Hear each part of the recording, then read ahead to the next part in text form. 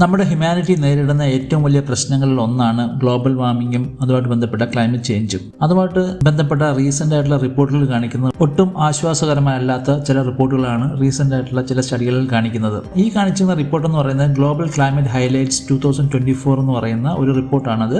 Copernicus climate change services release ചെയ്ത ഈ റിപ്പോർട്ടിൽ പറയുന്നത് 2024 നമ്മുടെ ഭൂമിയിലെ ഏറ്റവും ചൂടേറിയ ഒരു വർഷമായിരുന്നു എന്നും പ്രീ ഇൻഡസ്ട്രിയലൈസ്ഡ് വേൾഡ് ഉണ്ടല്ലോ അതുമായിട്ട് കമ്പയർ ചെയ്യുമ്പോൾ ഈ 2024 ടെമ്പറേച്ചർ അന്നത്തെ ടെമ്പറേച്ചറിനോട്ട് കമ്പയർ ചെയ്യുമ്പോൾ 1.5 ഡിഗ്രിക്ക് മുകളിൽ ഈ വർഷം എത്തി എന്ന് പറയുന്ന സ്റ്റഡിയാണ് അവർ ഈ റിപ്പോർട്ടിൽ പറയുന്നത്. യൂറോപ്യൻ യൂണിയന്റെ കോപ്പർനിക്കസ് കാലാവസ്ഥാ വ്യതിയാനവുമായിട്ട് ബന്ധപ്പെട്ട കാര്യങ്ങളൊക്കെ റിപ്പോർട്ട് ചെയ്യുന്ന ഈ റിപ്പോർട്ടിൽ റിസർച്ചേഴ്സ് പറയുന്നത് അന്തരീക്ഷത്തിലുള്ള ഹരിതഗ്രഹ വാതകങ്ങൾ ഉണ്ടാകുന്ന ഗ്രീൻ ഹൗസ് ഗ്യാസിന്റെ അതിന്റെ അളവും നമ്മുടെ അന്തരീക്ഷത്തിനുള്ള താപനിലയും സമുദ്രത്തിന്റെ ഉപരിതലത്തിലുള്ള താപനിലയും എന്ന് തുടങ്ങി പല മെട്രിക്സുകളും 2024 മുമ്പ് രേഖപ്പെടുത്തിയ വാല്യൂസിനേക്കാൾ ഹയർ ആയിട്ട് രേഖപ്പെടുത്തിയെന്നാണ് റിസർച്ചേഴ്സ് ഇതിൽ പറയുന്നത്. നമ്മുടെ ആഗോള താപനില എന്ന് പറയുന്നത്, അതായത് ഭൂമിയുടെ ഉപരിതലത്തിന് ചുറ്റുമുള്ള ആഗോള താപനില എന്ന് പറയുന്നത് 2024 15.1 ഡിഗ്രി സെൽഷ്യസ് ആയിരുന്നു.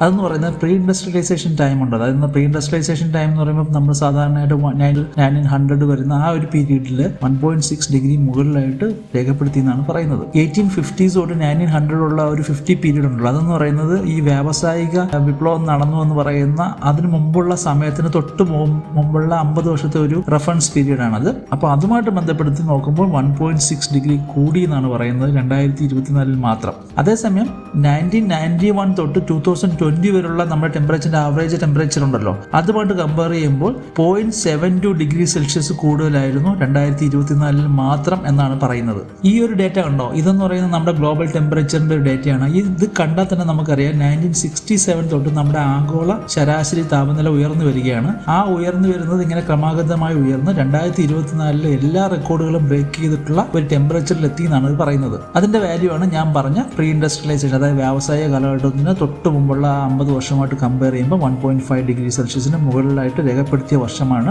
2024. ഈ 2024 ജൂലൈ 22 എന്ന് പറയുന്ന ആ ഒരു പ്രത്യേക ദിവസം തന്നെയാണ് ഏറ്റവും വിചിത്രമായിട്ടുള്ള വളരെ വലിയ ഒരു ഗ്ലോബൽ ടെമ്പറേച്ചർ നമുക്ക് ആ വർഷം അനുഭവപ്പെട്ട ഒരു ദിവസമാണിത്. ജൂലൈ 22, 2024 ഗ്ലോബൽ ടെമ്പറേച്ചർ എന്ന് പറഞ്ഞാൽ 17.16 ഡിഗ്രി, അതായത് 63 ഫാരൻഹീറ്റിന് മുകളിലായിരുന്നു ആ ഒരു പർട്ടിക്കുലർ ദിവസം മാത്രം. ഇത്തരത്തിൽ ഇങ്ങനെ ഗ്ലോബൽ ടെമ്പറേച്ചർ ഉയരുന്നതിന്റെ ഫലമായിട്ട് ലോകമെമ്പാടും വിവിധ തരത്തിലുള്ള പ്രത്യാഘാതങ്ങളും ഇതുമായിട്ട് ബന്ധപ്പെട്ട് റിപ്പോർട്ട് ചെയ്യപ്പെട്ടിട്ടുണ്ട്. ഡ്രൗട്ട്, വരൾച്ച, ഫ്ലാഷ് ഡ്രൗട്ട് എന്ന് പറയുന്ന രീതിയിലുള്ള വരൾച്ച, പെട്ടെന്നുണ്ടാകുന്ന വരൾച്ച, ദ്രുതഗതിയിലുള്ള ചുഴലിക്കാറ്റുകൾ, സൈക്ലോൺസ്, അതിന്റെ തീവ്രത വളരെ കൂടിയ തീവ്ര ഗണത്തിൽ തന്നെ പെടുത്താവുന്ന വിവിധ തരത്തിലുള്ള കാലാവസ്ഥ സംഭവങ്ങളുടെ ഒക്കെ എണ്ണം കൂടുന്നതായിട്ടാണ് കാണിക്കപ്പെടുന്നത്, പ്രത്യേകിച്ച് 2024. നിങ്ങൾക്ക് എല്ലാവർക്കും Inter governmental panel of climate change എന്ന് പറയുന്ന IPCC എന്ന് പറയുന്ന ഒരു ഓർഗനൈസേഷനെ പറ്റി അറിയായിരിക്കും. അത് 2018 ഇറക്കിയ ഒരു സ്പെഷ്യൽ റിപ്പോർട്ടുണ്ട്. അതിൽ പറയുന്നത് തന്നെ 1.5 ഡിഗ്രി സെൽഷ്യസിന് താഴെ നിർത്തണമെന്നാണ് പറയുന്നത്. അതായത് പ്രീ ഇൻഡസ്ട്രിയലൈസേഷൻ ടൈമുമായിട്ട് കമ്പയർ ചെയ്യുമ്പോൾ ആ റിപ്പോർട്ടിൽ പറഞ്ഞിട്ടുള്ള വാല്യൂ തന്നെ ഓൾറെഡി ബ്രേക്ക് ചെയ്തു എന്നാണ്